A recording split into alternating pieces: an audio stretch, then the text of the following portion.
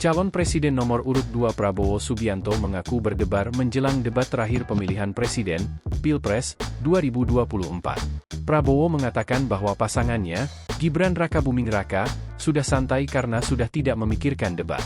Sekarang Mas Gibran sudah santai, saya yang dak-dikduk, kata Prabowo saat menghadiri Festival Negeri Elok di Cilandak, Jakarta Selatan, Sabtu, 3 Februari 2024, petang. Prabowo kemudian meminta izin ke Ragowo Hedi Prasetyo atau Didit Prabowo, penginisiasi Festival Negeri Elok, untuk pulang cepat karena ingin latihan debat. Didit merupakan anak kandung Prabowo. Saya minta izin ya Mas Didit, habis ini saya harus latihan, ujar Prabowo.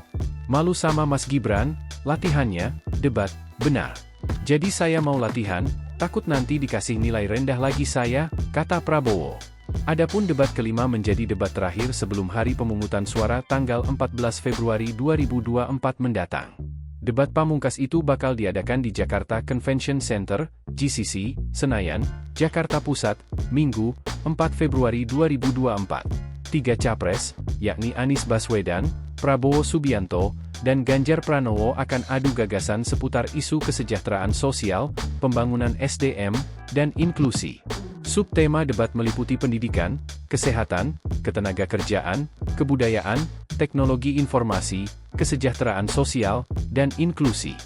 Download Tribun X sekarang, menghadirkan lokal menjadi Indonesia.